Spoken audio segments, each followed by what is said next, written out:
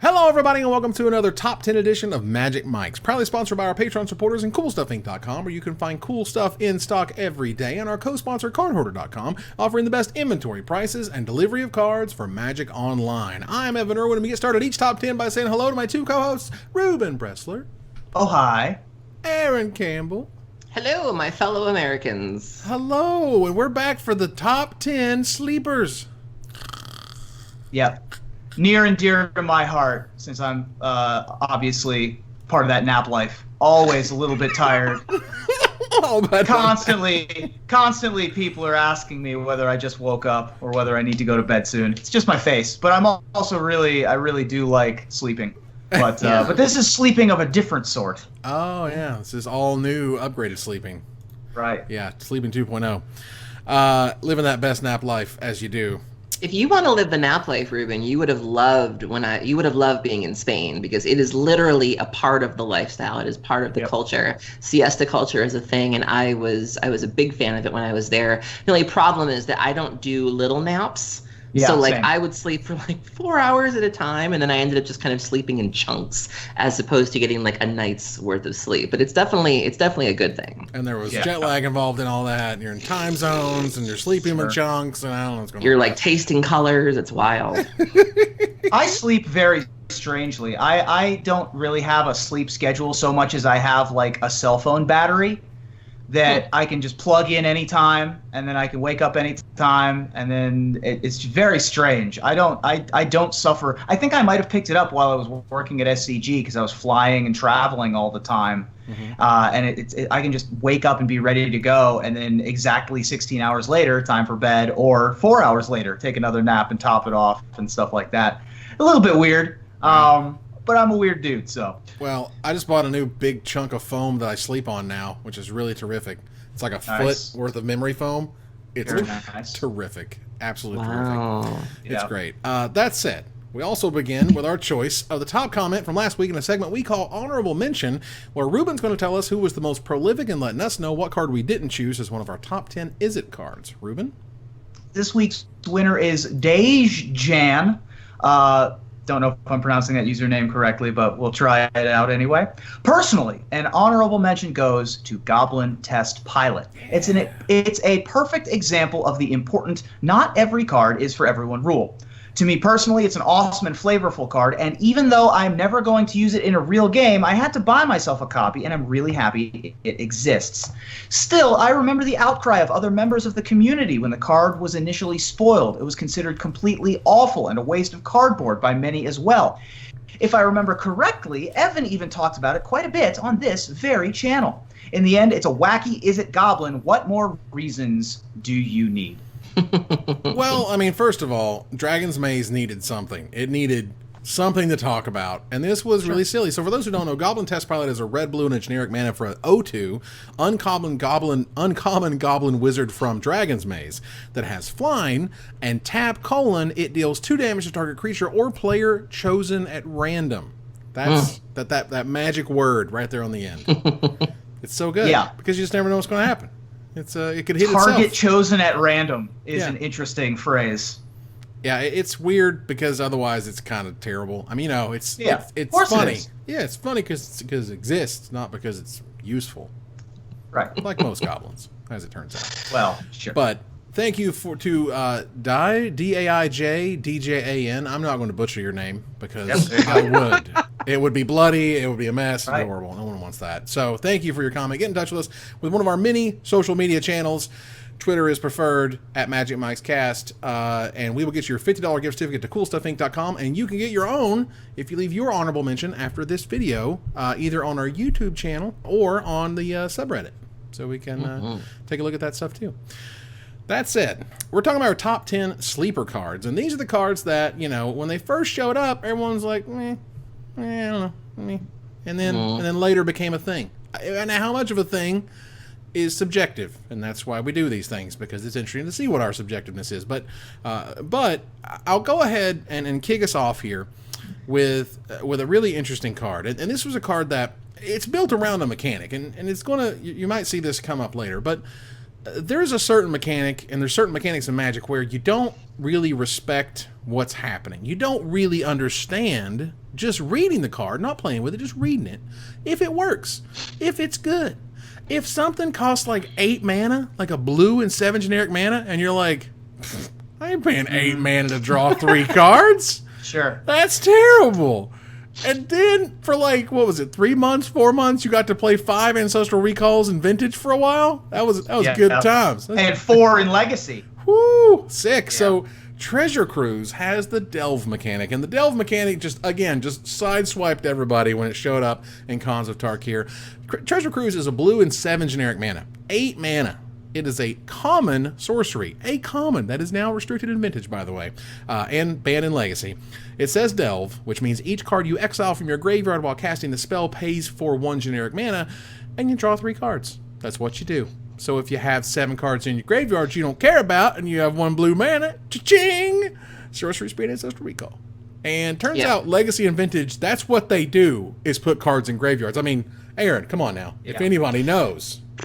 It's funny because I wasn't around for the first iteration of Delve, and so I remember when Cons of Tarkir came out, and it didn't really make a splash the first time around. Like, you know, so I was kind of looking for people to tell me how to feel about it, and the reaction seemed to be like, it's fine. I was like, Tombstalker was a thing, but it's nothing to worry about. And then Dig Through Time happened, and then Treasure Cruise happened, and I remember being at GP Omaha right before those 2 cards got banned, and it was a nightmare. Like, I've never seen so much Delver in my life, and I play Legacy, which is Delver's playground. And, you know, I showed up with this really fair kind of, you know, Abzan deck, and I was just like, I am not in Kansas anymore. And it was so bad.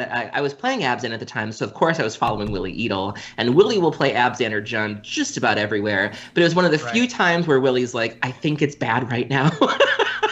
Because there's no point in playing discard spells when they can simply refresh for the cost of 1 blue mana. And, you know, I got to really witness how fast these Delver decks were able to refuel, and it was just a really scary time where I was able to really see how the impact that these cards had made, and it was bad.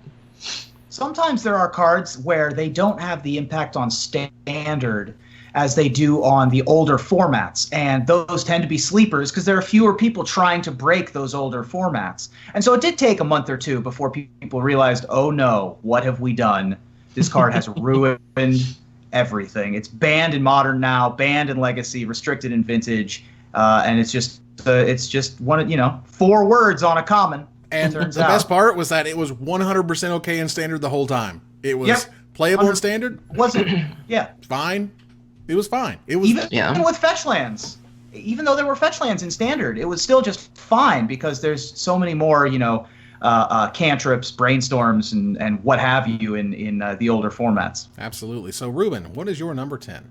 So my number 10, I have a lot of my cards are kind of themed a little bit. I guess my definition of a sleeper has a little bit of a monetary aspect leaning on it as well, sort of a yin and yang with our overhyped cards segment, where I thought, the price played a big part in my mind. So I was thinking of cards that were undercosted for a long time. And I remember with my good friend Matt Cranstuber and my other good friend Samuel Stoddard, when we were still doing the In Contention podcast, and Cranny heavily invested in Phantasmal Image online when they were about $3 a piece, maybe $2 a piece. And then they shot up to $20 after about 2 months. So Phantasmal Image is a colorless and a blue from M12. You may have, it's a 0/0, illusion. You may have Phantasmal Image enter the battlefield as a copy of any creature on the battlefield, except it's an illusion in addition to its other types, and gains. When this creature becomes the target of a spell or ability, sacrifice it. So it's a clone that gains the illusion text from things like Skulking Ghost. And this thing sort of didn't really do a ton. It was kind of a stopgap measure against Geist of St. Traft and other legends for a little while. But the big breakout was at Grand Prix Minneapolis in 2012 when one Mr. Brad Nelson made the finals with Mono Blue Grand Architect And the whole point of that deck was to make as many worm coil engines as was humanly possible. Yeah. He ended up losing to Christian Calcano's famous blue-red Delver of Secrets 3 Sulfur Falls deck in the finals. But the damage was done. People had noticed the power of Phantasmal Image and began using it in other decks as well. Goes very well with the Birthing Pod strategies, for example. And so, yeah, it's a 2-mana clone, even with that drawback, was just an extremely powerful effect that people finally caught on to after about a month and a half of that set being out. Yeah, it turns out 2-mana clones are some good. Like, okay, you have to give up a spell to kill it. I'm all right with that. Like, right. Like, and there weren't any really targeting abilities in Standard. There wasn't like a pinger or something that people were able to use. It just wasn't really there at the time. Right. I mean, Cunning Spark Mage was legal, but no one was playing red cards in Standard at the time. I mean, there were ways available, but they weren't in the best decks. And so to sacrifice that to get the effect just wasn't worth it. And also, if you're copying a Worm Coil engine, you don't really care because you get the tokens anyways. So. Yeah. All right. So, Aaron, what is your number 10? My number 10 is a card that, you know, sometimes you need to know what's in the sets following a set for cards to be good. And so when this card first came out, it was competing with some more efficient choices, maybe some less mana stringent choices, you know, maybe some cards that weren't as hard on your mana base. But when Battle for Zendikar came out and we had fetches in Standard, this card really, really became good. Right around the time that we started getting into those weird Jeskai Black and Mardu Blue and all those deck names that also double as drag names, you know, that weird time where we were just jamming things in because they were good and playing as many colors as we could dare because we could, quite frankly. And this card became a finisher in the Jeskai Black decks. It didn't run a lot of creatures, but the few that it did were very, very good in the late game, you know, assuming that you could get there. My number 10 is Soulfire Grandmaster. So Soulfire Grandmaster is 1 and a white. It's a creature, human monk, 2/2 lifelink. Instant and sorcery spells you control have lifelink.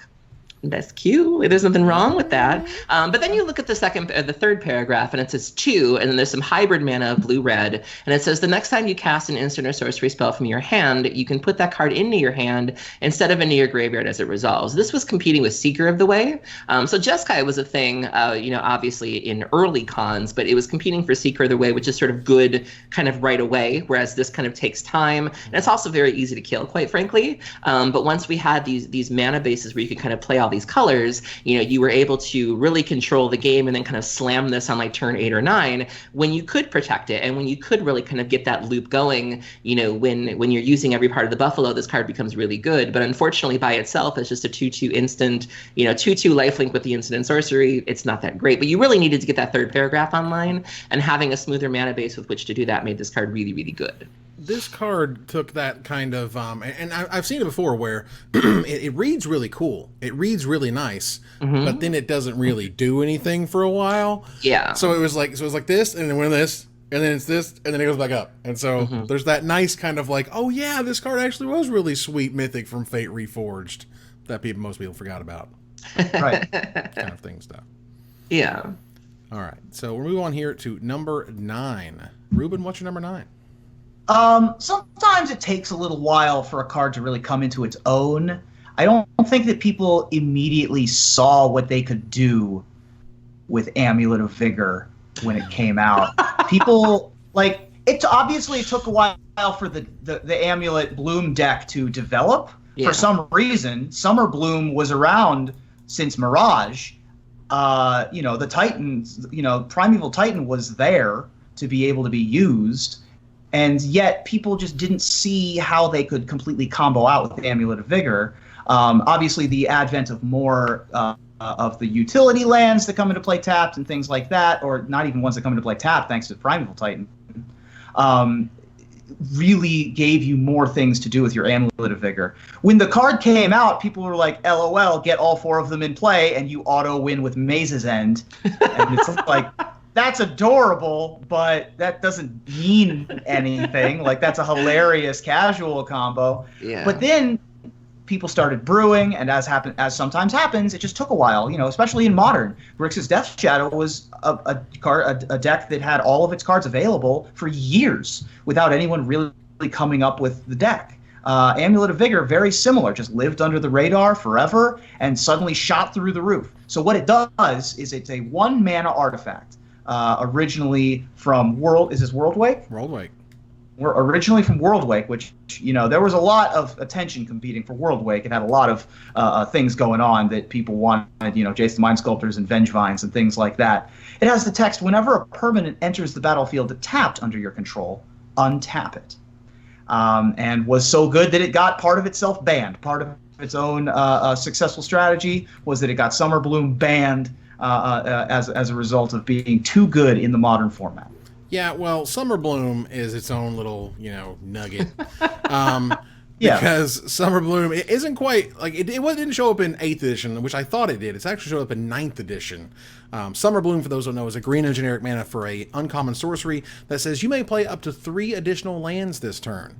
So if you play the Ravnica Bounce lands with Amulet of Vigor, you're able to play it, untap it, tap it for mana, return it to your hand, and then do that 3 more times, which is ridiculous. So turns out, again, when you break resource systems, you kind of break the game.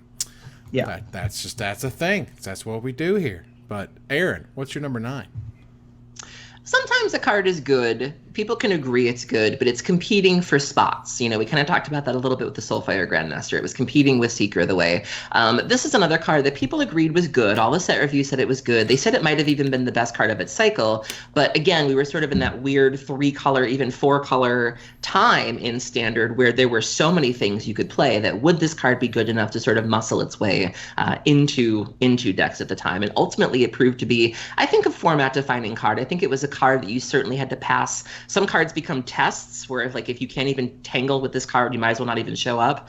We were in a time where Constellation was a thing, enchantments like Silk Wrap were a thing. And so if you couldn't deal with this card, you might as well not even bother showing up. My number 9 is Jamoka's Command. So Jamoka's Command is green and a white. It's an instant. It's part of the command cycle. Choose 2. You can prevent all damage target instant or sorcery spell would deal this turn. Or you can have target player sacrifice an enchantment. Or you can put a +1/+1 counter on a target creature. Or you can target a creature you control, and then they fight a target creature you don't control. And this card ended up being really good. This was something that people expected to be in some sideboards, but it was main deckable for a time. I remember the Abzan decks running at least 2, and sometimes even more. This card was really, really good, and I'm just glad that it sort of rose to the top and found its way into a deck, because nobody said anything bad about it, but they were like, well, you're running Siege Rhinos and Warden of the First Tree and Anafenza, and it's like, how are we supposed to find room for this? Yeah. It ended up being a very scary card.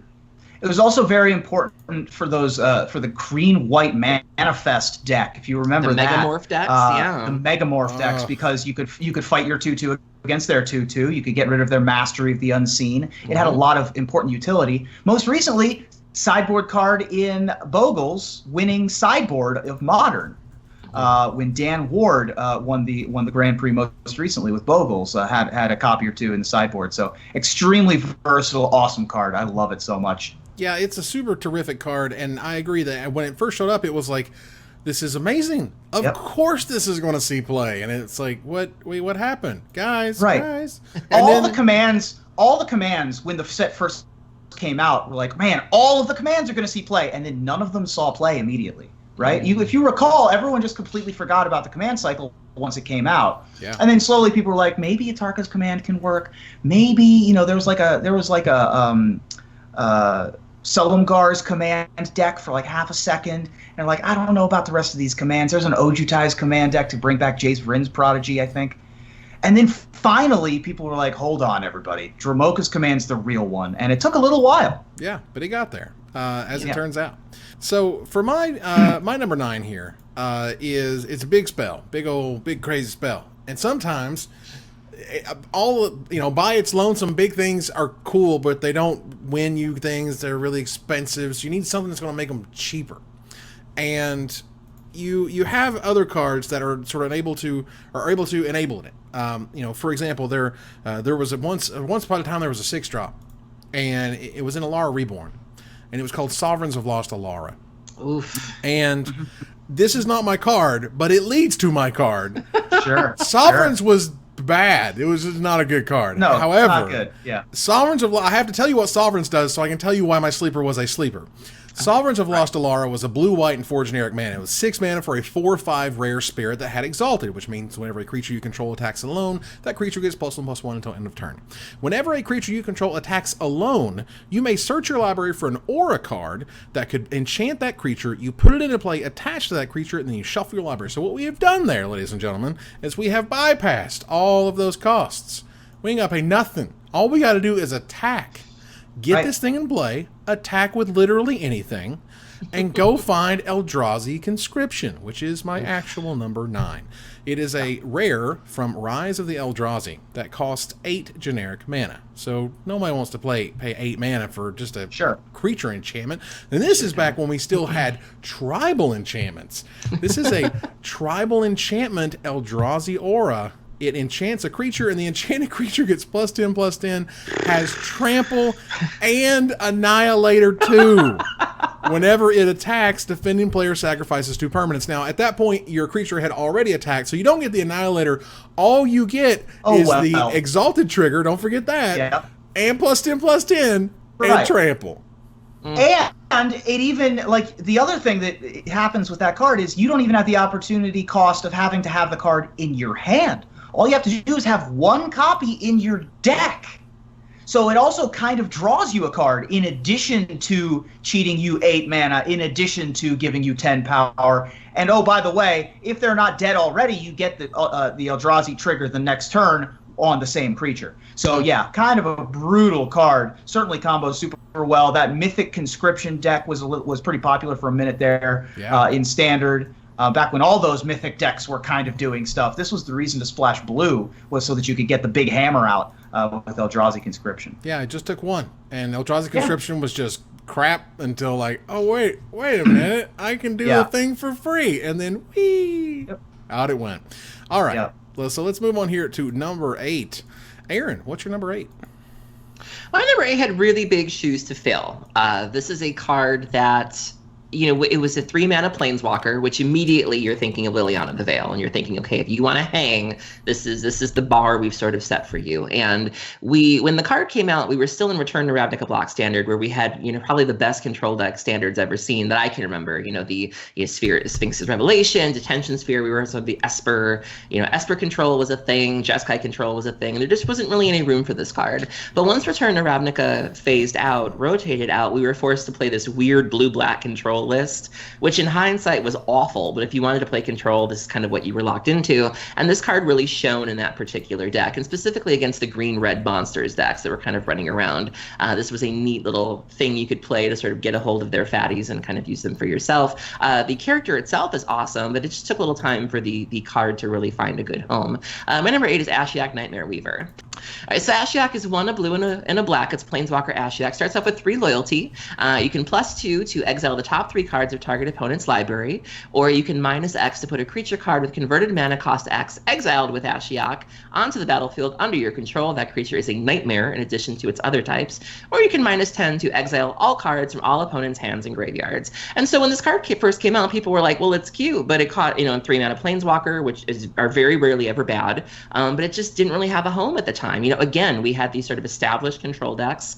It didn't have a way to defend itself, which is a huge strike against it. But when we were sort of forced to play it, quite honestly, you know, the white cards weren't good after rotation, and so we were kind of forced to play these Perilous Vault, you know, kind of control decks, and then it became a necessary evil, no pun intended, because Ashiok is an evil character. But then it started to really find a home, and it was really good, and I'm really glad because I love this card, and I hope we see some more of Ashiok. It's super creepy. The whole half-face thing is just disturbing, but this is Gerard Fabiano's invitational card. I've seen that boy play this card every chance he got in that standard environment. He was slamming down Ashioks, because the Ashiok is sort of the inverse. Like, it reads bad, you know, and it plays great. So, like, you know, you see this thing and you're like, but it doesn't protect itself, and you're like, but it goes to 5 loyalty, and it's going to cast one of your best things. Yeah, going to cast one of your best things on turn 4.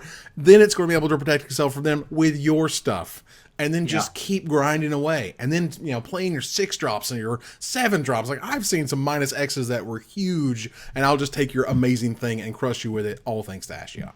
Yeah. This thing made a lot of Polukranosai, a lot of legendary Hydras in Standard. I'm not sure I've ever seen anyone beat this thing in Limited, because you got a 40-card deck and you just get milled. I mean, 90% of the time you lose to it in Cube, the format that has all of the most powerful things from ever. But yeah, you're right. It was poo-pooed when it came out. People were like, it doesn't check any of the boxes for Planeswalker. I don't like it. And then 3 months later, it's like, I like it now. And everybody wanted them, and it was just very, very, very good. That's a great pick. I can't believe I missed Ashiok. I'm glad you picked that one. That was a good one. All right. So, Rueben, what's your number 8? Sometimes there's a character that I identify with greatly. And my number 8 is certainly part of that. So there was once upon a time a set that came out called Conspiracy, Take the Crown. And one of the main characters in that storyline was Leopold, Emissary of Trest. And I provided the voice for him on Voice of All, which is why I was doing that ridiculous voice just there. You can check out Voice of All MTG on Twitter. They do audio plays and stuff. And I was the voice of Leopold. So Leopold is a 3/3 for black, green, blue. He's a legendary creature, Elf Advisor, mythic from Conspiracy, Take the Crown. Has 2 abilities. Each opponent can't draw more than 1 card each turn. And whenever you or a permanent you control becomes the target of a spell or ability an opponent controls, you may draw a card. This card did not garner any attention, really, when the set first came out. Had its true breakout at Grand Prix Louisville last January with Reed Duke, hashtag Baywatch, made the top 8 of that Legacy tournament with a Sultai mid-rangey kind of true name Nemesis deck. And Leopold has been a powerhouse in Legacy and Vintage ever since. A huge part of the check pile decks that are popular now. Been a big piece. It's just got so many interesting, powerful abilities. It draws you extra cards. It prevents your opponent's brainstorms from being effective. It is just an extremely potent weapon, and took a while for people to catch on to because the mana requirements are very difficult, obviously, and it's from a weird expansion that didn't see playing Standard, being a Conspiracy set. But the card is just spectacular, and it did take a little while for it to catch on. But now that it's caught on, it is a big deal. Yeah, it's really fantastic. Like, well, once you kind of understand, like, okay, now you can't brainstorm, and you have to kill it, and in order to kill it, 9 times out of 10, you got to target it, which means I'm getting a card out of it. And because it's in Conspiracy, foils are ridiculous. The card itself right now is $45 a copy. Yep. The foil is $225. So I've seen the non-foil go as high as $75. My former boss at Tales of Adventure, Michael Caffrey, immediately went deep on Leopold's, as some dealers want to do, and he was paid handsomely as a result of this one, because this was like not that open of a set. They were difficult to come by. They were mythics, obviously. So it's a mythic from a small set. So yeah, definitely a sleeper pick.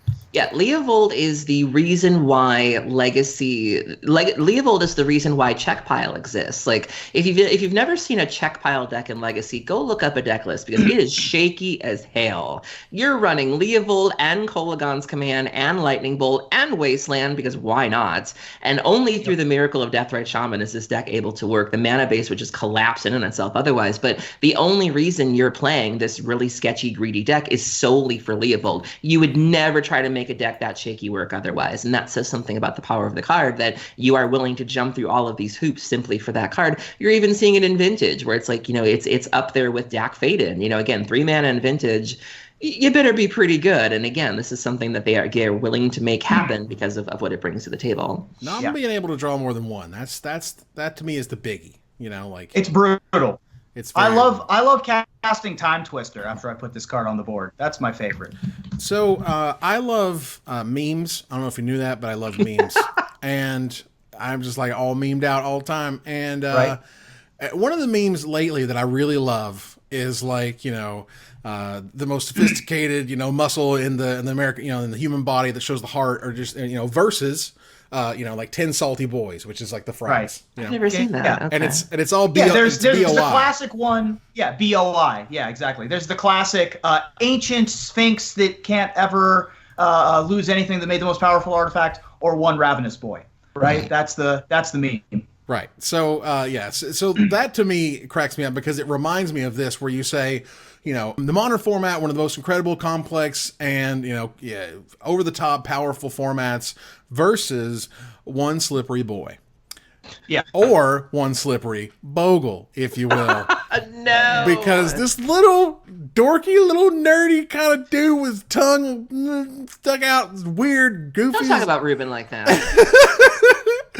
It showed up in Eventide. They didn't really, hexproof wasn't even a keyword yet. It was like, let's just have something silly happen with blue-green because we don't know what else to do. And it's a 1-mana 1/1. What could go wrong?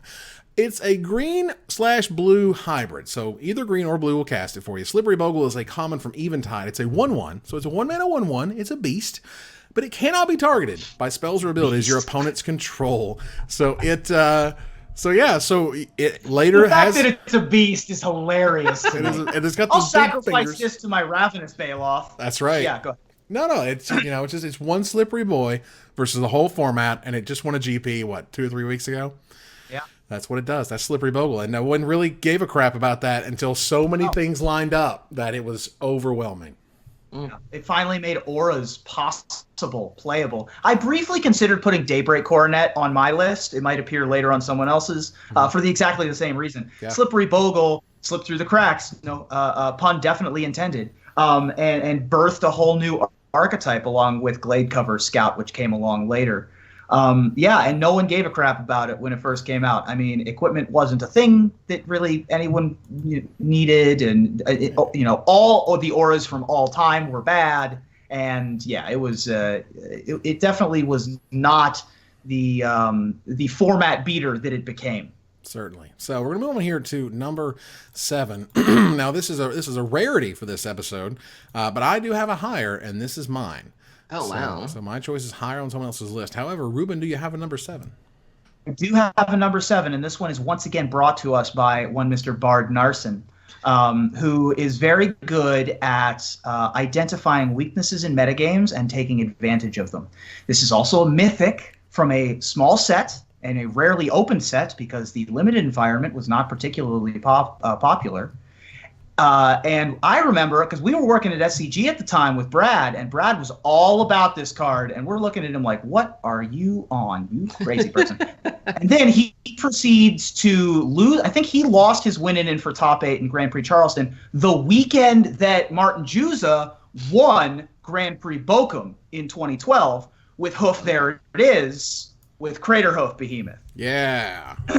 So Craterhoof Behemoth is a 8-mana, 5 colorless, green, also a beast. So it does share something with Slippery Bogle. It's a mythic from Avacyn Restored. It's a 5/5 with haste, and when a Craterhoof Behemoth enters the battlefield, creatures you control gain trample and get +X/+X until end of turn, where X is the number of creatures you control.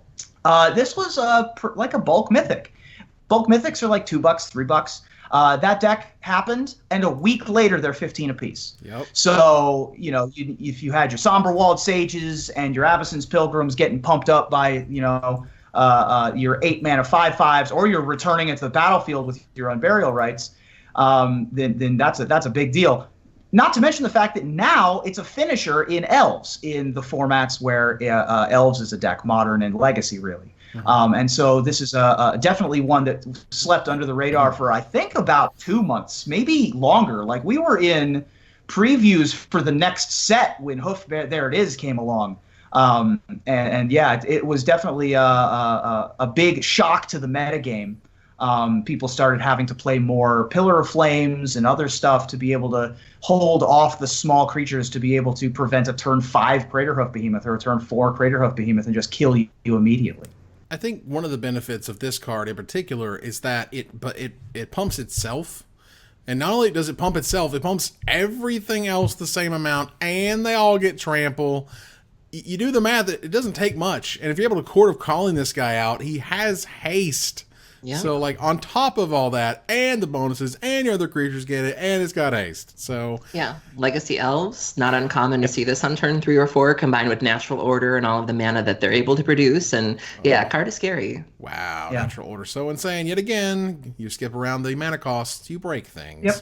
Yeah, used to be the Regal Force slot, but why draw cards when you can just kill them? Yeah. They just lose the game. Aaron, what's your number 7? Speaking of reducing mana costs, my number 7 has been around for a full year. Didn't really inspire, any gameplay. Certainly hasn't seen any play in Standard. But I would argue it has single-handedly rejuvenated the Lantern Control archetype, which we can blame this card for, essentially. My number 7 is War of Invention. So War of Invention is from either Revolt. It costs X and 3 blue. It's an instant with Improvise, meaning that your artifacts can help cast this. Each artifact you tap after you're done activating mana abilities pays for 1. So it's sort of like Convoke for artifacts. But you can search your library for an artifact card with converted mana cost X or less, put it onto your battlefield, and then shuffle your library. So it's kind of like a blue Chord of Calling for artifacts, but it gave Lantern Control this sort of toolbox element, which the deck really didn't have before. And so now Lantern is sort of able to play these one-ofs that were normally reserved for the sideboard. They're able to main deck a Grafdigger's Cage. They're able to main deck a Witchbane Orb, and that makes the deck even scarier. And so this card is a big part of the reason why Lantern Control has seen more play. Lantern Control obviously won a Pro Tour, and I really think this card is the thing, but it's just interesting to me that this card took a whole year for, it had been around and nobody really blinked at it, and people were like, again, it's cute, and like, yeah, maybe, but it really hasn't been until the last few months that we really saw people wake up thanks to Sam Black and say, this card is real. This card is terrific. I mean, like, it reads great. Like, you're like, wow, all I need is 3 blue, and then any of my artifacts equals my other artifacts. Is insane. Yep. Instant speed, another big, the sort of, thing in its favor. It's ridiculous. But again, it's also one of those that things can be ridiculous, but if you don't put the pieces in the right order, it doesn't matter how good the cards are. Well, I also think there's an element there of sort of just people kind of maybe being set in their ways and people just sort of going for whatever deck list they see online. And, Sam Black is one of those rare people, like kind of like the Aliantrazis of the world, where they're always looking to try new things. And God bless them. And, I really think we just needed somebody to try the card, quite honestly. And, we had a lot of people that just weren't willing to test or weren't willing to do it. And, it took that one person or those couple of people to be like, aha, this is really what we need right now. And I feel like there's a lot of cards out there that, are just sleepers waiting to be discovered. Sure. Absolutely. There's 16,000 individual Magic cards at least that have been printed. And so, War of Invention just needed its time. It's the Chord of Calling, it's exactly like that, and turned a deck that was sort of a tier 2-ish metagame call into a tier 1 powerhouse, because not only can you fish out your 1 Grafdigger's Cage, your 1 Witchbane Orb, maybe like you've got mostly Codex Shredders, but maybe you need Pyxis of Pandemonium. You can go get the 1 or 2 of that. Or you can get copies 5 through 8 of Ensnaring Bridge, which is a big deal, right? That's the cards that you really need to make that deck work and hum and whir. And so, wow. And so, War of Invention, definitely an excellent sleeper pick, and slept for a long time. And I 100% agree with you that there are more sleepers out there. And it's possible that the Modern Pro Tour had something to do with that, because Modern was a format that was for the SCG grinders and the Grand Prix circuit. But once you get the teams locked in a house doing nothing but trying to break formats, that's probably what started the War of Invention style discussions in the deck. So maybe a little bit of professional spice every once in a while is going to be good for Modern. Yeah, I live for those moments. I said it before. I watch the Pro Tours to be entertained. I want to see the Adrian Sullivans, the Conley Woods. I want to see that deck tech where they're with BDM and the screen blinks and you see nonsense and you're like, what the heck? And this last Pro Tour really delivered on that. Right. Absolutely. So we're moving on here to number 6, of which I have one. Yay. And the thing about this card in particular was, and it's a somewhat of a recurring theme as we get higher up my list personally, which is the ones that just came out of nowhere for the Pro Tour, where the set came out, no one said a thing. 2 weeks later, how in the world did we ever miss this card? It just doesn't make any sense. What were you doing? Like, are you crazy? Because Dark Ascension showed up. And Dark Ascension had a lot of really cool cards and stuff, and you're like, oh man, everyone was just like, it was just mono Lingering Souls, Lingering Souls, Lingering Souls, Lingering Souls. hey, what about this mythic thing? Wait, Channel Fireball. Wait, every person on Channel Fireball is playing this card? Wait, what? What is Kibler doing? Huntmaster of the Fells was just, I'm telling you, when nobody played, everyone was just like, like it's a 4-mana 2/2? It's a 4-mana 2/2. Like, yeah, that also makes the thing and also kills the stuff usually the time. Huntmaster of the Fells is a green and a red and 2 generic mana for a 2/2 mythic human werewolf from Dark Ascension. Whenever this creature enters the battlefield or transforms into Huntmaster of the Fells, put a 2/2 green wolf creature token onto the battlefield and you gain 2 life. Okay. At the beginning of each upkeep, if no spells were cast, you transform Huntmaster of the Fells into Ravager of the Fells, which is a 4/4 trampler. And whenever this creature transforms into Ravager of the Fells, it deals 2 damage to target opponent and 2 damage to up to 1 target creature that player controls. At the beginning of each upkeep, if a player has cast 2 or more spells, last turn, transform it, Ravager of the Fells, back into Huntmaster of the Fells, which is going to make another green, a 2/2 green wolf token, and gain you 2 more life. And this conversion of back and forth and back and hit your thing and kill you and blah, blah, blah, and hit you for 2, and now I've got a 4/4 trampler, and you want to stop that. You can play multiples of these. This thing was not legendary. So you're able to pay 4 mana for 4 power, 4 toughness, and gain some life, and if they don't play things, they get super scary, and they still have that token around, which means you're swinging essentially for 6. As I say this, it's like, duh, but I'm telling you, when people were reading it back in the day, they're like, didn't know. They're like, it's all right. I guess it's okay. No, this card is awesome. I mean, Huntmaster of the, you're right, it definitely blasted out of nowhere, and people were all over it after the Pro Tour, but no one was on it beforehand. And it's weird because, there is a long and illustrious history of whichever card has the most words on it in the set tends to be competitive.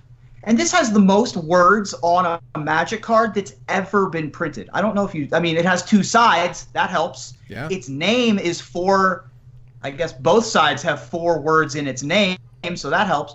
But it's 101 words on the front and the back put together. Wow. There's no other card that has that many words. Even the new Oracle text on Animate Dead only clocks in at 83. And so this is a lot of words on a Magic card. And so when you have that much utility and that much effect on a game, it's interesting to see that no one was on it from the outset. Yep, but as it turns out, that was kind of the way it went. But that's okay, because what kills Lingering Souls tokens when you flip over into Ravagers of Fells and you kill one and you attack with 4/4 tramplers. Right. So that worked. It worked out all right. Rueben, what's your number 6? So again, going back to my finance roots, I have specific memories of like this stack of Crater Hoofs, and I have the specific memories of this stack of Phantasmal Images. But I've never seen a bigger stack of Magic cards on someone thinking ahead and hoping that the card pays off than my good friend Johnson, JJ Flipped, who had at least a foot-tall stack of Pack Rats when they were like $2 a piece. Wow. It was insane. Like, the guy was like, this card's unreal. I'm getting every copy I can find in Michigan, right? And so he just did that. And then it didn't do anything for a while. Like, that first Return to Ravnica weekend, not much. Even after the next sets came out, Dragon's Maze, not too much. Pro Tour Theros comes around, and Kentaro Yamamoto makes the top 8 with Mono Black. Has 2 copies of Pack Rat in the main deck, by the way, just 2. And Mono Black Devotion is not the talk of the weekend. We have the Mono Red and the Mono Blue that ended up dominating the weekend. We got the Black-White mid-range deck that Rietzel made the top. Rietzel and Chapin combined to make a top 8. And then Mono Black Devotion just takes over the format. In the month afterwards, people are just like, wait a second, this deck has Thoughtseize, this deck has Hero's Downfall. No one can ever beat a Resolved Pack Rat ever if you turn one of Thoughtseize. And it just took over from that point. And then, of course, at Pro Tour M15, Huey Jensen and Owen Turtenwald both make the top 8 with black-white kind of mid-rangey kind of strategies that take advantage of Pack Rat as well. Oh, them taters! Modern now. Give me them taters. You're tatering my pretty back hard, buddy. Yet? You've been tatering a little bit all night, but it kind of crescendoed on us. It's okay because Pack Rat is a hell of a card to tater on because they'll eat them. Sure. Let me know when I'm back. You're back, man. Go ahead. Oh, okay. And then even in Modern, there's a black-red Blood Moon Pack Rat deck that's been floating around. So it's still seeing play to this day. Yeah, I remember there was an SCG Open in Milwaukee the weekend of the Pro Tour, and I remember I had showed up playing one deck, and then Kentaro unveiled the Pack Rat deck, and I remember just happening to have most of the cards for it, and so I remember throwing it together. And SCG did this little 4-round, so like if you bombed out of the main event, you could do like a little 4-rounder the next day, or like even later in the same day. That was the opposite format of like what it was or something. And so I remember I showed up for this little 4-round event. I think I paid like $5, and I had my Pack Rats. And I didn't do very well with it. And I was like, I don't know what the big deal is. Like, maybe this is just like a flash in the pan. And then, cut to, it being the tier 1 deck of the format. But I just remember being in love with it and then going and being really disappointed and going, this is probably going to be nothing. Well, I can only imagine what it would feel like if I bought 100 Pack Rats and then nothing happened. And then, But I think that's common with the Pro Tour, though. I think, especially for the standard Pro Tours, there are those decks that can only really be piloted by the people who play them. And so I feel like that's a common trap that people fall into, of falling in love with the deck on camera. Seasons Past was one of those where it's like, you see Reed Duke doing a deck tech and you're like, what could go wrong? And then, you realize the deck is cute for like 2 weeks and you're like, oh, this was a metagame call. Got it. And so, yeah, I've fallen for that before, and I just assumed Pack Rat was one of those things. Right. I mean, well, Pack Rat basically just didn't do jack squat until Grey Merchant of Asphodel showed up. Right. Grey Merchant of kicking your Asphodel, as it were. Because it certainly did. And Thoughtseize plus Pack Rat equals good times. So thanks, Theros, for Thoughtseize. All right. So move on here to Aaron. Do you have a number 6? I do. My number 6 was a weird choice because it runs counter to itself. It's a land that people predicted would find a home in ramp strategies, but it's also a land you have to sacrifice. And so that seems like it's pulling you in different directions. Like, you want it, it's going to help you cast your fatties, but you have to sacrifice it to get the payoff. And so there were people that agreed it was good, but they were like, we're not really sure which direction it's pulling you into. Green-red ramp was a thing in Standard for a little while, and it certainly had a home there. But I think what really sent this card over the top was when Eye of Ugin got banned in Modern, and people were going, okay, if Tron is going to survive this, they're going to have to adapt. And so the Tron deck started turning to this card, and I think this is a part of the reason why Tron was able to survive the Modern bannings as well as they were. My number 6 is Sanctum of Ugin. So Sanctum of Ugin is you add 1 colorless to your mana pool whenever you cast a colorless spell, and that's very relevant. Spell. It can be anything as long as it's colorless. With converted mana cost 7 or greater, you may sacrifice Sanctum of Ugin. If you do, search your library for a colorless creature card, reveal it, put it into your hand, and shuffle your library. So say you're living the dream and you get that Karn liberated like they normally do. You can then sacrifice your Karn and go find yourself a Wormcoil Engine, or go find yourself an Ulamog. And this has sort of taken the place of Eye of Ugin, and this has given Tron that inevitability that they lost in the bannings. And I just remember reading all the set reviews and going, why are we sacrificing our lands? We want the mana. And, people really weren't sure what to do with it. And so, but I really think the banning is what sent this card over the top, and now it's something that, Tron doesn't leave home without. Yeah, and they don't play, I don't think they play more than 1, maybe like 2. Yeah, I'm not sure, but it was just something that they really needed it. But it's there, yeah. And, when you're able to play a spell and just go get your Wormcoil Engine or whatever, that's terrific. That's good, clean living.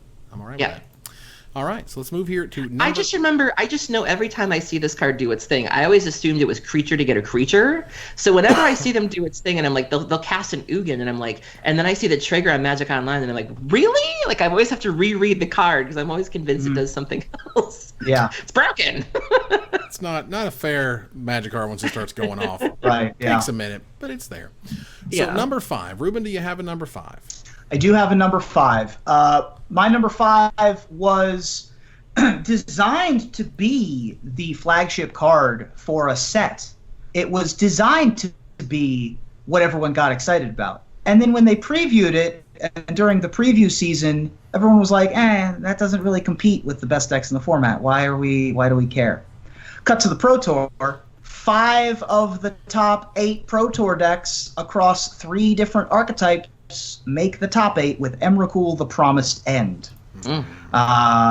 So even though it didn't win the Pro Tour, it was certainly well felt. And then, of course, later led to banning of the card in Standard. Emrakul, the Promised End is a 13 mana, 13/13, unlucky for some, legendary creature Eldrazi. It's a mythic. Emrakul, the Promised End, costs 1 less to cast for each card type among cards in your graveyard, so a little bit of delirium flavor there. When you cast Emrakul, you gain control of target opponent during that player's next turn. After that turn, that player takes an extra turn. It's a weird combination of words, but it's basically you mind slaver them, except for that you don't get to just time walk them. They get their turn back at the end of it.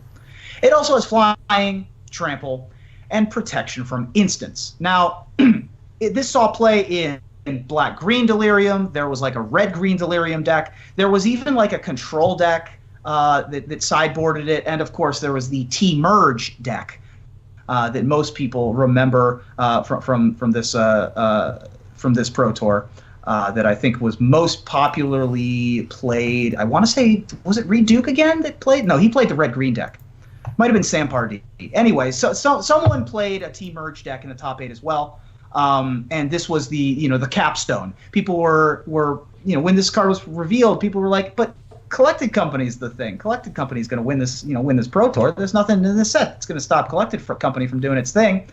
Turns out the best thing you can be doing is playing the biggest, baddest thing that's possible in the format, and drop it on people's heads. Now, of course, the Pro Tour ended up being won by a deck not running either of those cards. Lucas Blohan's white-black control mix-up. But Emrakul continued to dominate in various different strategies all over the rest of Standard until the point at which it was banned. Emrakul, the Promised End, you could get them relatively cheaply until the Pro Tour, and then it just took off. There was a point in time, and I recall this really clearly, where there was an interview with Owen Turtenwald, and he said, clearly it's the best card in the set. And I'm like, no, not clearly. No one really was going off about how stupid this card was. No one was calling for this card to be banned when it first showed up. They're like, oh, that's cool. But when they married themselves to this motif of 13, 13, 13, and they give it the ability, because think about it, land, sorcery, instant creature, artifact, planeswalker, you have just caught 6 mana just left that thing. So you got to pay 7 mana for a 13/13 where you get their next turn, you run their best guy into Emrakul so it can just die, then they do whatever because you don't care, and then you just kill them with this monster Eldrazi. Like, in hindsight, it was silly. I think there were a number of other factors at play. I think this was also victim to, big shoes to fill. Emrakul, the Eons Torn, has been sort of the peak of the Through the Breach decks and the Cloud Post decks and obviously Show and Tell. And this isn't an Emrakul Eons Torn. So I think that was a strike that was held against it initially. Sure. But I think the other strike was that people had never experienced a mind control effect before. Those of us who've been playing older formats, we've fallen victim to mind slavers and things like that. But it really seemed to test poorly when it was released in Standard. There was an audience there that was like, this doesn't feel very good. And I think you started to see kind of the reaction from Wizards of, why doesn't everyone like this? And it's like, because it doesn't feel good, Ask anybody who's ever been Mindslaver locked. It's not a fun feeling. I have a friend who plays Mono Blue Tron, and I hear all of their horror stories. And so, I think the fact that it had big shoes to fill and that had a really unpleasant effect, I think kind of played into how it read so poorly by the audience. It needed to be like 15 mana. Like, it needed to be like 15. The 13, 13, 13 was really the downfall. Or they really needed to add in some hate against Delirium, because, again, that was the format where there was really no graveyard hate, where it was very easy to get Delirium, even on turn 2 if you were trying hard enough. And, that was one of the we didn't have any answers to Energy. We didn't have any responses to Delirium, and that's why that format was so strange. Yeah, it was annoying. But we have, for my pick here on number 5, there was a time when Planeswalkers were new. This was, I'm an old man Magic, rocks were soft. And Lorwyn was super sweet, and it was great. And then they waited an entire set before they made any more of them. And when they did, it was, they showed like, hey, here's our new Planeswalkers.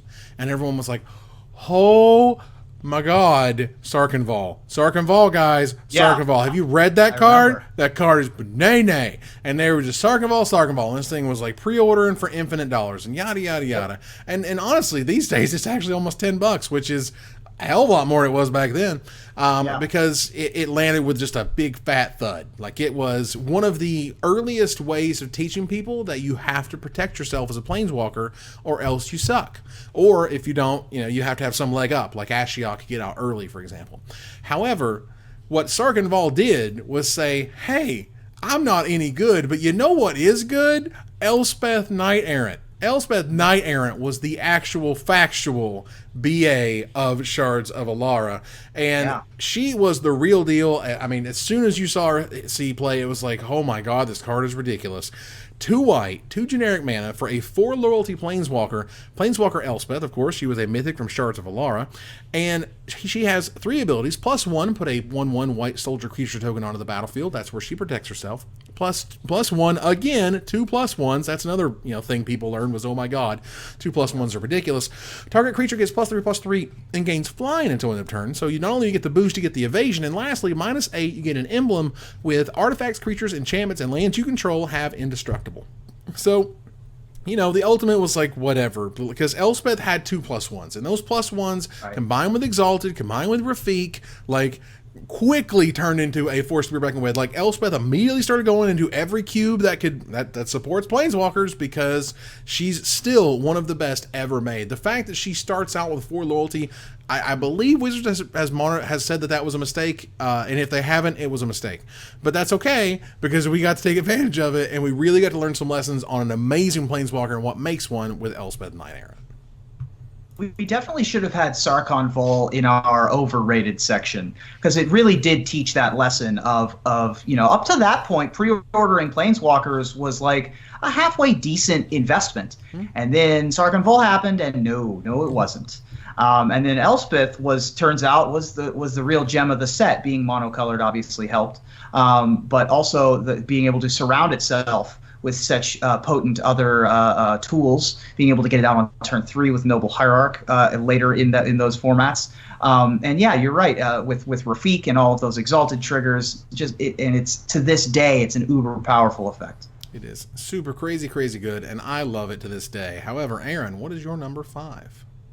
Now we're starting to get into the older formats, the cards that weren't just good in one format, or maybe weren't good in Standard, but eventually branched out into multiple formats, which is sort of my bread and butter when I make these lists. And this is a card that people agreed was good, but it was competing with other, shall I say, less painful options at the time. And so it really came down to, what you wanted to do. If you prioritized doing one less of a thing so that you could get another thing, or if you were willing to kind of hurt yourself for a little bit of a better thing. But it wasn't until it really took off in older formats, and it has seen play in Modern, it's seen play in Legacy. I've even seen them cast in Vintage. Number 5 is Painful Truths. Painful Truth is 2 and a black. It's a sorcery. It has Converge, which is the mechanic from the Battle for Zendikar Oath of the Gatewatch sets. You draw X cards and you lose X life, where X is the number of colors of mana spent to cast Painful Truths. And so in Standard, this was competing with Read the Bones, which was considered to be a safer option. You lose 2 life, you get to scry 2, and you draw 2 cards. And some people are going, okay, well, for 1 less life, you can choose, or you can try to choose what you play, or you could burn yourself for up to 3 and draw 3 random cards. And there was a lot of debate as to which card was better.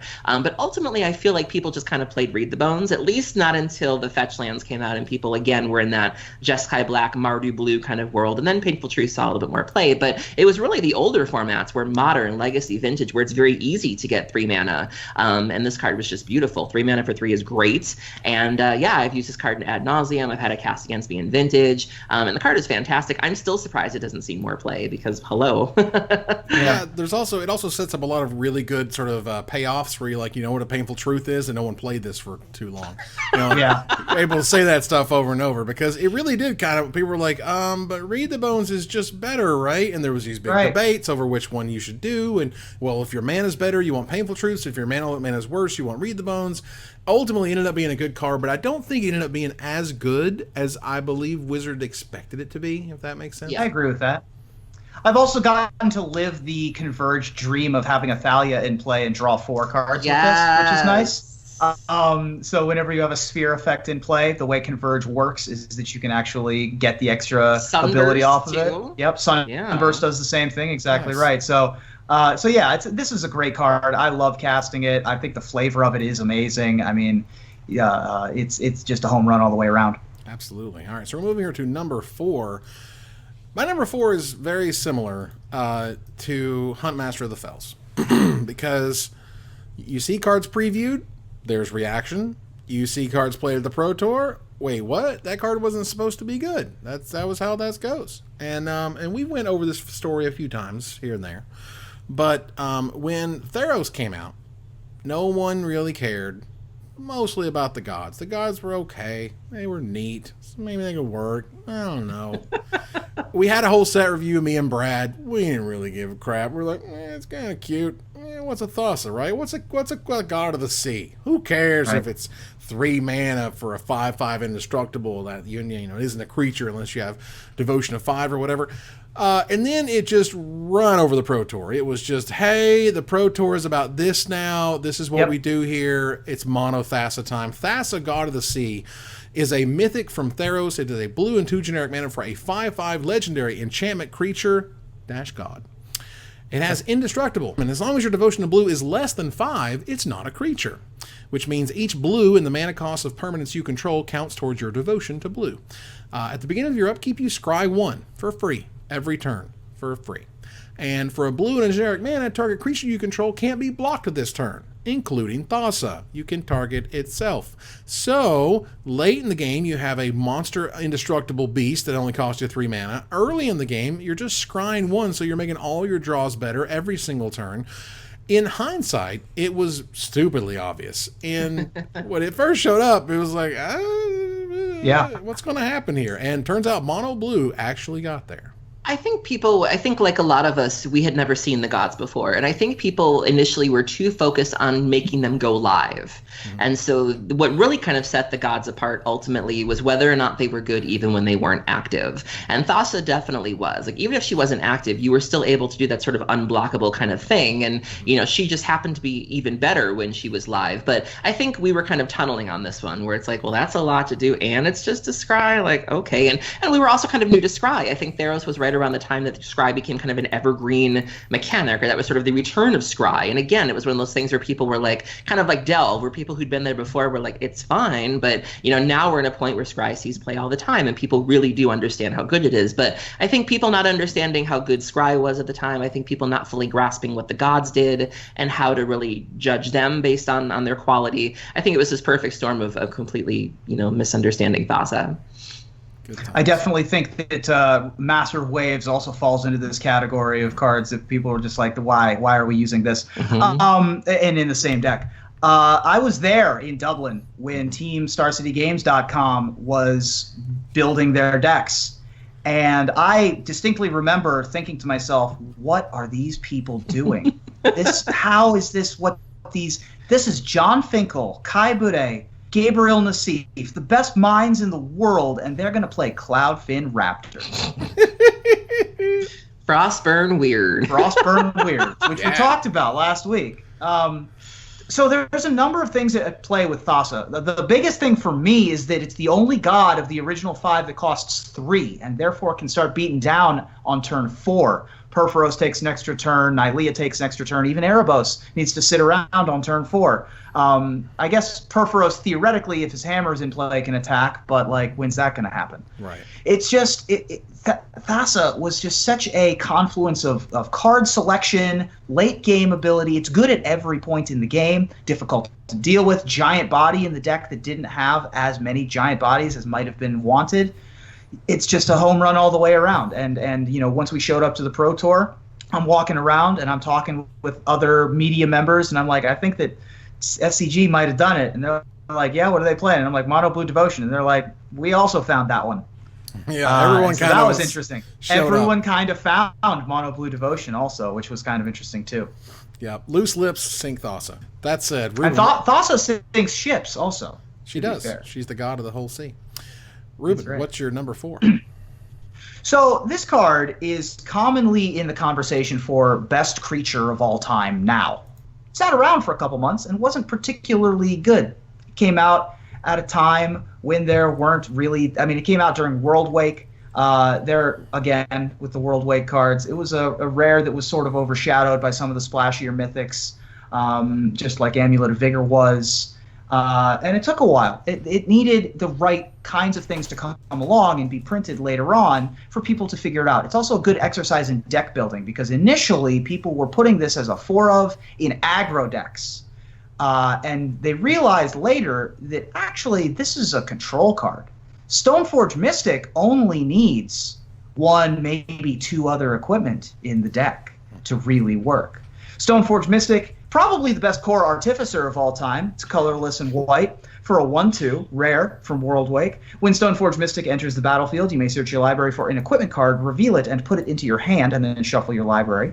It also has pay a colorless, a white, and tap. You may put an equipment card from your hand onto the battlefield. Probably top 10 creature of all time. Yeah. Didn't really come into its own until Mirrored and Besieged, when one Mr. Evan Irwin's preview card from that set was Sword of Feast and Famine, and then of course a set later with Batterskull. But it's not like Stoneforge Mystic didn't have tools. There was Sylvok Lifestaff. They had already printed Sword of Body and Mind, but it took until Pro Tour Paris when Channel Fireball figured out Cawblade, which was the next evolution of the Caw Go decks, which was a blue-white control deck that they took to Worlds in 2010. Then Pro Tour, a couple months later, after Mirrored and Besieged came out, there are stories of them, the first time they played a Stoneforge Mystic to go get or to go get a sword, and they went, oh my God, what have we done? And they just completely broke that Pro Tour, and Magic's never really been the same since.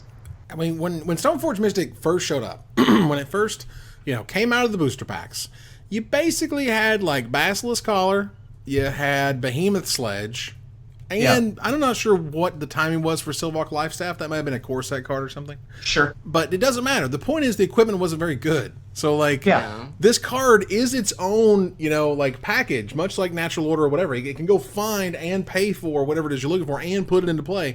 But if you don't have much to put into play, nothing really happens. And then Scars Mirrodin showed up, and they made some busted swords. But then it turns out that that's not even that true. Like, if you have Jace the Mind Sculptor in play, and you play your Stoneforge Mystic, and it replaces itself immediately, you can put that thing back in your deck and draw another card later, even with only having one equipment in your deck. Obviously, this thing is much more powerful the better the equipment gets. But this was a real exercise in deck building, because initially people were like, oh man, this is the adventuring gear tutor. We're going to go get our cranial platings in Affinity or whatever. This is an aggro card. Right. And no, turns out it's one of the best control creatures of all time. When you are able to bypass mana cost, we've already went over this 3 times already in this list. Yeah. You got to pay a lot of attention to that stuff because it's super volatile and very dangerous. Yeah, there are like 3 things that feel like cheating when it comes to creatures. One of them is having flash, because you're supposed to not have to be able to do that. Like, that's not a thing creatures are supposed to do. The other 2 are tutoring and vialing. Either put cheating things into play. And Stoneforge Mystic, for the low cost of 2 mana, does 2 of those 3 things. That's insane. Aaron, what's your number 4? My number 4 is a card that felt like a good answer to things that were already happening in the standard metagame. We had Voice of Resurgence, which was incredibly pesky to deal with.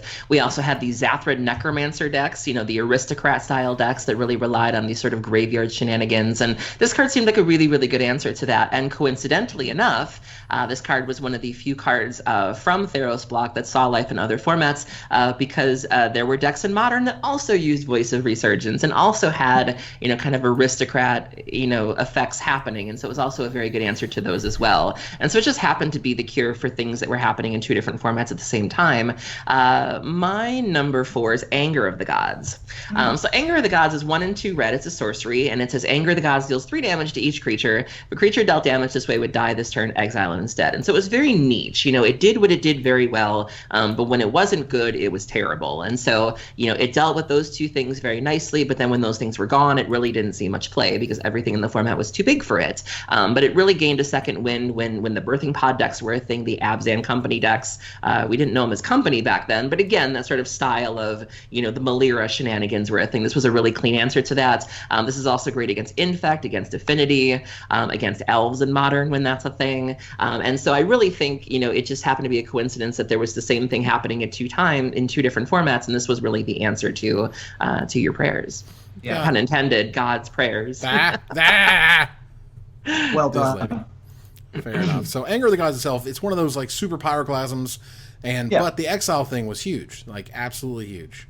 That was a time when creatures were particularly sticky, as opposed to nowadays where it's all about getting the value when they die. Mm-hmm. Back then it was like, how many lives does this creature have, right? If you have 2 or 3 lives, that's a lot bigger of a deal.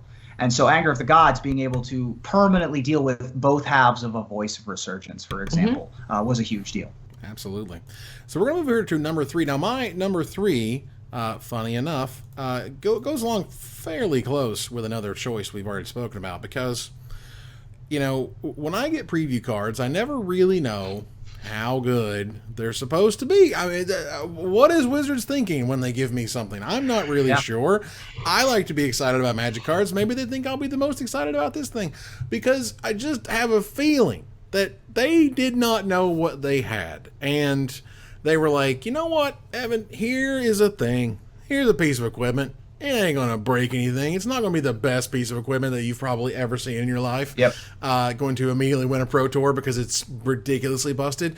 Sword of Feast and Famine was my preview card for Mirrored and Besieged, which I really appreciate. Thank you, Wizards. It is a 3 generic mana mythic equipment. And as all of Swords of Blank and Blank have, the equipped creature gets +2/+2 and has protection from black and from green. They have protection from whatever the words match the colors. So this is Feast and Famine for black and green.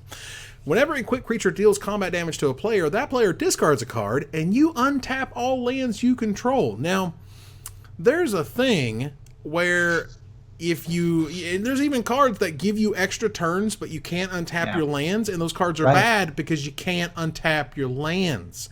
Yeah. Untapping your lands after you use all of it in the first main phase is basically like getting another turn. Not only that, they are losing cards at the same time. So just imagine this. The first iteration of this card, before they changed it apparently late in the process, was your opponent discarded at random.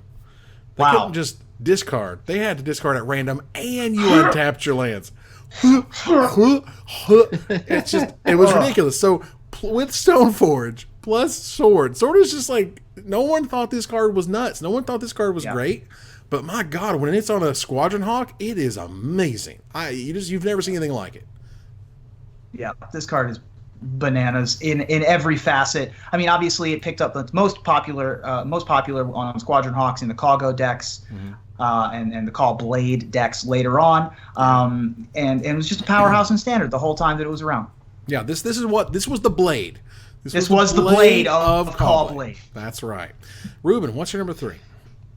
So my number 3 comes from a set that was like not really. People weren't particularly excited about M15. I don't think. I mean, it was just another core set. People were like, oh, we're going to get some cool stuff, I guess. But people weren't that excited about any of the cards that came out. And one of the cards that came out, Tom Ross was real on and was like, hey, this is going to be a cool card to build around. We have a lot of really great pieces to go along with it.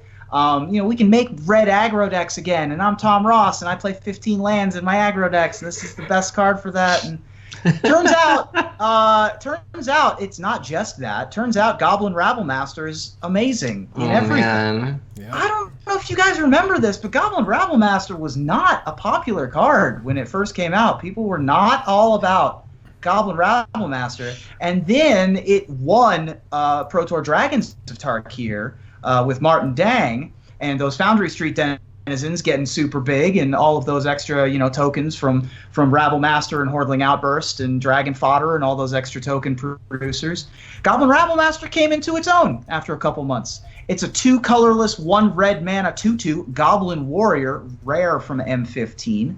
Other Goblin creatures you control attack each turn if able. At the beginning of combat on your turn, put a 1/1 red Goblin creature token with haste onto the battlefield. And whenever Goblin Rabblemaster attacks, it gets +1/+0 until end of turn for each other attacking Goblin. This was a really good way to follow up a Pyroclasm or a Wrath effect. It was able to put an extra body on the board. Even if your opponent tapped out for something like Painful Truths, you could Goblin Rabblemaster and they untap and kill it. You still had that little bit of extra damage and the 1/1 still in play. So it was able to trade up in a card advantage sense with a lot of the control cards that typically mono red and red cards don't have access to. And let alone the fact if you get to untap with Rabblemaster and attack with it on your turn. So Rabblemaster went from being, kind of a middling card to being worth well over $20 kind of overnight. It didn't take much or long for that matter. Yeah. For it to really hit big, and even to see play all the way back in Legacy. Like Legacy was like, hey, this 3 mana thing is Vintage Stompy uses them too. Jeez, I've killed people in Vintage with the Goblin Rabblemaster. Oh yes. Wow. Well, that is because no one runs board wipes. Maybe a Supreme Verdict, but no one's running Terminus. No one's running Anger of the Gods, and so when you ramp it out there, even with Black Lotus, crack a Lotus, turn 1 Rabblemaster, pass the turn. That's incredible, because this is the army in a can. This is a really nice way. We're like, what's an army in a can? This guy is an army in a can. Yeah. Siege Gang Commander is cool and all, but this guy keeps making guys forever, which is awesome, and keeps making them run in. It's like, it don't matter. Just get in there. Just do it. And it gets bonuses on top of that, which is absolutely terrific. So, Rabblemaster... It's seen play in Modern Jund, which again is very difficult to get into as it's a very established deck. And so, we're going on at least 4 formats: Standard, Modern, Legacy, Vintage. Wow. Says something right there. That's all the biggies. Aaron, what's your number 3? My number 3 is really expensive. And I mean casting cost wise. And that was probably the biggest criticism that was leveled against it when it was first revealed of, it's fine, but it's so much. And who wants to pay that much mana for a creature? And if you're like me, you don't pay, you mentioned earlier in the show, Evan, you could pay so much. Who wants to pay 8 for a treasure cruise? I don't. And I ain't paying 7 for this little lady either, too. But when people started to realize there were ways you could sort of cheat her out, then it became a whole other ballgame. My number 3 is Hornet Queen. Yeah. Yes, Queen. So Hornet Queen is 4 and 3 green, creature insect, flying, death touch, 2/2. When Hornet Queen enters the battlefield, put 4 1/1 green insect creature tokens with flying and death touch onto the battlefield. So everybody agreed it was a great card, but 7 mana is a lot, especially when you can get a big fatty for 7. You can get Primeval Titan for 6, and then this at 7, and people were like, it just doesn't seem like it's worth the mana. But then Xenagos came out, and the green-red monsters decks came out with Sylvan Caryatid and Elvish Mystic and Voyaging Satyr. And, there were ways, Nykthos, there were ways to really ramp and get this into play. The whip decks were a thing, being able to Satyr Wayfinder, bin a Hornet Queen, and use Whip of Erebos to get it back. And even though you have to sacrifice the queen or exile the queen, you're still getting the ETB trigger and still having a lot of bees, and this would get out of hand. This is seen play in Modern. The Amulet of Vigor decks have been known to board this in as the sideboard card. The green-red Titan Breach Shift decks also have been known to bring this into play. Legacy, the Cloud Post, mono-green Cloud Post loves to bring this card into play. This card is seen playing at least 3 formats. I certainly love it in Commander, but it does a really good service. And I just remember that one criticism: once you find a way around it, you're home free, and the card is great. Hornet Queen is fantastic, and one of the things that really sticks out about Hornet Queen in particular is that, well, first of all, not a bee. I'm not going to let the name of bee be sullied. This is a hornet. Hornets do nothing but F people up. That's what they do. That's their job. No evolutionary reason other than they hate you and they want you to hurt. All right, there's that. Secondly, it has all these stupid wasps have death touch. That was the killer. It's trying to attack. This was fantastic against the Abzan decks at the time because they were running, the Warden of the First Trees and the Fleece Mane Lions and the Anafenza, and this was a great way to sort of give them a speed bump. It'd be like, you'd whip this into play and you'd be like, okay, I'm cool for a while. This was a great thing against the dragons at the time. Being able to block an Ojutai favorably and just sort of giving them pause. And the card gives you the ability to sort of breathe for a turn while you get back on your feet. Yeah, and the illustration in and of itself, the Hornet Queen's like, look at it. Look at that stinger. Look at it. She is the queen. All right, so there's that. So let's move on here to number 2. Rueben, what is your number 2? My number 2 was called the worst card in its set by a popular content creation magazine at the time. It was not played highly at its own Pro Tour. The Pro Tour that I'm speaking of was Columbus 1996, where Red-Green Spiders defeated 4-color control in the finals. So you had Giant Growths and Jockalhopses overcoming Ivory Gargoyles and I guess more Jockalhopses and some counterspells and stuff. But no one at that Pro Tour, in the main Pro Tour, played Necropotence. Yeah. However, it was played in the Junior Series by some notable people. Perhaps you've heard of them. John Finkel was one of those. And then, of course, later on, it was found that Necropotence was broken and led to what was known as the Black Summer, which led to Necropotence being banned in every format in which it was legal. It's still restricted, and it's just an absurdly powerful card. Can I confess something to you? Go ahead. I did not fully understand what this card did until last year. Well, let's read along together, shall we? All right, let's do it. Necropotence is a black. Oh, and I also used to call it Necropotence. Necropotence? It's the worst. I believe Necropotence is probably the correct etymological pronunciation, but from a Magic standpoint, Necro is just such a nice sounding thing. I'm agreeing with you. I think it is Necropotence. I was admitting to probably pronouncing it wrong my whole life.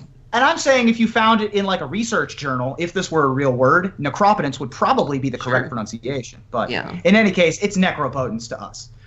Black enchantment. Skip your draw step. That's less than ideal. Whenever you discard a card, exile that card from your graveyard. I'm not liking it thus far. Pay 1 life. Exile the top card of your library face down. Put that card into your hand at the beginning of the next end step. That's a weird ability to try to figure out, but turns out 1 life for 1 card is ridiculous. That is so good that it dominated everything else. Nothing could possibly ever beat a Necropotence or a Necropotence, if you're Aaron. Randy Buehler won the Pro Tour with this deck in his first appearance on the Pro Tour. This is just, lots of things harken back to Necropotence or Necropotence. Yawgmoth's Bargain is another one that was banned and restricted in multiple formats as a weakened version of this card. And pay 1 life, draw 1 card is a thing that is a ubiquitous thing in Black nowadays with things like Phyrexian Arena, Spoils of the things Vault. like Spoils of the Vault's another great one. Underworld Connections. Of course. But the thing is, and if you go back and you look at the Ice Age version of Necropotence, see, you read the nice clean version. I read the clean version. You read the nice iconic the word Masters salad. Yeah, this one has a huge chunk of text, and your eyes kind of glaze over when you see cards with infinite amounts of text. Because this one, it wasn't clean. It said to skip your draw phase. It said if you discard a card from your hand, remove that card from the game. Very much more words than exile it. But it also had 0:: It didn't have pay 1 life : No. We weren't spoiled back then with good templating. 0:: pay 1 life to set aside the top card of your library at the beginning of your next discard phase.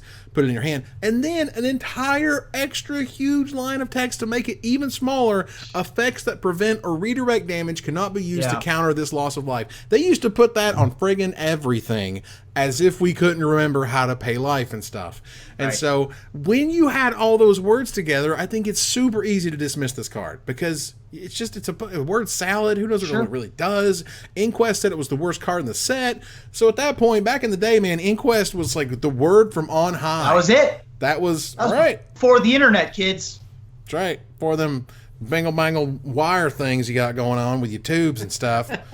We didn't know what was happening, and Necropotence slid under the radar somehow, because that's how it works. For a long time. Yeah. It slid past the Pro Tour. I mean, that's crazy. That's insane. Aaron, what's your number 2? My number 2 is another card that people thought was fine, but it really took the older formats to show you just how fine it was. It saw a little bit of play in Standard, especially in the Jeskai Black era that we've talked about throughout the show, and it was certainly a sideboard card in the Esper Dragons matchup, because sometimes when you're playing a control deck and you get to game 3, you just need to wrap things up very quickly.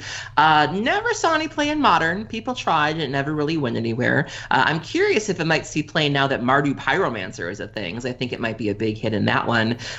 LSV said if he had a choice, he would rather play Young Pyromancer than play this card, simply because he thought red gave him better options. Miracles began using this card as a sideboard card to, again, wrap up games, and sometimes even as a main deck option. But it wasn't until Vintage where it became a format-defining card where it is now restricted. My number 2 is Monastery Mentor. Wow. So Monastery Mentor is 2 and a white. It's a creature human monk 2/2 prowess, which is now an evergreen mechanic. Whenever you cast a non-creature spell, put a 1/1 white monk creature token with prowess onto the battlefield prowess, for those who don't know, means whenever you cast a non-creature spell, this creature gets +1/+1 until end of turn. Modern, Legacy, and Vintage, once you start playing older formats, the cards are cheaper. You're not paying as much for things. You would never pay 3 for Read the Bones, in an older format, but you will pay for Preordain. You will pay for Ponder. And so when you're paying for cheaper cards, you're more likely to get prowess, and you're more likely to trigger your Monastery Mentor. And so it did a good job in Standard, but it really went overboard in the older formats when people really started to get hip to all the things you could do with this card. Start throwing in Gitaxian Probe, start throwing in Moxen, the loop with Sensei's Divining Top, and this card really kind of, went crazy. And so this was a card that people really didn't know what to do with until it hit the older formats, and now it's everywhere. And I just remember this card in Standard and people kind of begrudgingly using it, and cut to my first forays into Vintage and realizing that this is some deck's only win condition. Yeah. You play a bunch of cantrips and 1 mentor, and once that mentor drops, it's game over. My God, to be restricted in Vintage, I mean, that's an a honor. notch in your belt. To be a creature restricted or banned in any format is very difficult. Mm-hmm. Most of the restricted things are spells, Mind's Desires, Necropotence, stuff like that. To be a creature worthy of banning, boy, that is some rarefied air. And it's what happens when you get things for free. So whenever we see the stuff like that, we're like, oh, you're in the danger zone because you're getting some crazy effect for nothing, and that's always a little scary. And a 3-mana 2/2 got there in Vintage, and that's pretty amazing. All right, so we're going to move here to my number 2. And my number 2 kind of goes around with a different pick from earlier in my list. It's just not every day that I get to win pie bets against Brad Nelson. I don't really get to do reviews anymore with him because he's in Virginia and I'm in Florida. But there's verified times where we said, hey, I believe in this so much, I will take a pie in the face. I think this card is either playable or unplayable. And I said, Brad, I got that hankering on Dig Through Time. I got it. I can't get this hankering. You don't think this card is good. I think this card could be ridiculous. It's got it. There's big numbers there. There's big numbers, but I think it's got a lot of hope. And while Treasure Cruise got there, I think as we kind of went forward a little bit, it took just a hair. Dig Through Time, week 1, first weekend, absolutely in a ton of Legacy decks. Dig Through Time is another card from Khans of Tarkir. Another reason why you'll probably never see Delve ever show up again. And it's 2 blue, 6 generic mana for an instant that has Delve. It is a rare instant from Khans of Tarkir. Delve says each card you exile from your graveyard while casting this spell pays for 1 generic mana. You look at the top 7 cards of your library. You put 2 of them in your hand and the rest on the bottom of your library in any order. So in older formats, for 2 mana, you look at 7 cards and take 2 of them. 2 mana! You look at 7 cards. I mean, it just ran rampant. It just got ridiculous because this card was so busted when you're able to get so many cards in the graveyard so quickly. Dig Through Time was nuts. And I swear, when it first spoiled, people were like, eh. And I'm just like, what? I got it. The spider senses were tingling. Not on Treasure Cruise, because I'm not that good. But for this one was just straight busted from the get-go. The thing I found so fascinating, you mentioned kind of the difference between the two, Evan. It's fascinating to me, the decks that wanted one and not the other. Yes. Scapeshift loved Dig Through Time. Omnitel was a thing in Legacy, the blue-black version of sort of show and tell. And when Dig Through, and these decks both enjoyed a bit of a resurgence when Dig Through Time was out. But once they got banned in their restricted formats, both of those decks kind of went back by the wayside. And it's interesting that neither of those decks really wanted Treasure Cruise. It was the Delvery decks that kind of wanted the Treasure Cruise, the tempo decks, but more of the combo decks that really wanted Dig Through Time. And it was fascinating to see which camp each deck fell into, and then seeing the deck fall once the card was no longer around, because the card had a huge impact on the decks that wanted it. Oh, yeah. Similar to the difference between Painful Truths and Read the Bones, honestly. You see more cards with Dig Through Time, but you get fewer total options. So that's, it's more of the Read the Bones side of things rather than the Painful Truth side of things. And all the cards do all this pretty much the same stuff in those, blue-red Delver decks, whereas you really need to find your Sneak Attack. You really need to find your Omniscience. You really need to find your whatever it is with Dig Through Time. Obviously both of them are completely busted in half and would be unfair even if the other one didn't exist. Both of them, incredibly powerful in all the formats, and it was a little under the radar until that first week, and then it just exploded. So Here to number one. You know, when MTG Finance guys, they're financiers. You know, they're playing this weird, kind of convoluted stock market thing. They might hit it big. They might be a foot worth of pack rats when pack rat blows up. They might have just already, sold them as bulk, and then all of a sudden they're worth $10 a piece or whatever. But there will never, ever be the story that the MTG Finance guys like to tell around the campfire. Either it was the one that got away, or it was the one that will never be as good as this one. Never, ever has there been a card as underrated as Tarmogoyf. Tarmogoyf, so underrated that the only thing that we shared, Rueben, in our sames, not even, our hires were right there, but our sames, Rueben and I have chosen Tarmogoyf because as number one. It's really hard to wrap your mind around it at the time that nobody liked this card. And I mean, just me. I mean, we're talking a couple weeks in the format. It took a while. It literally took a while. It was just this slow, it's good in this deck, and it's good in that deck, and it's good in this deck, and it's good in that deck, and it's good in all these formats, and oh my god, and what did they do, and holy crap. And it just soared to this insane price. Yep. And even when it's gone down a little bit recently, because Fatal Push exists, and that's kind of hurt it in Modern, when you print it 3 times and it's still $150, that's the thing. But again, the MTG Finance guys, they love that. I was there at the pre-release, and I was buying every Tarmogoyf I could for $1.50, and I just had a big suitcase full of Tarmogoyfs, and I mean, that is the story. And I have heard it from so many of those guys. That's the one they love to talk about. That's their, their old war stories of how they found Tarmogoyf for anybody else. Tarmogoyf, just to say for people who don't know, is a green and a generic mana. It is a rare from Future Sight. It is a Lurgoyf. Nowadays, it is a mythic rare in the Modern Master sets. It is a star/1+star. And Tarmogoyf's power is equal to the number of card types among cards in all graveyards, and its toughness is equal to that number +1. So card types means you're playing Magic, and later it just gets to be huge. It turns into a 5/6 or a 6/7, really not without a lot of effort. I mean, one of my first, the first Magic show I ever did at a Pro Tour was what to do about Tarmogoyf. Tarmogoyf's the thing. Is Tarmogoyf too good? And it's it's just a creature. It just attacks and blocks, but it's the best one to ever do that. Yeah. And no one knew it at first. Yep. Nobody figured it out. I mean, I played in States that year with my good friend Nick Miller, and who, he was big on the mystical teachings control kind of deck, but switched over to Gruul aggro. For that particular tournament, and played and had to pick up his playset of Tarmogoyfs at $5 a piece.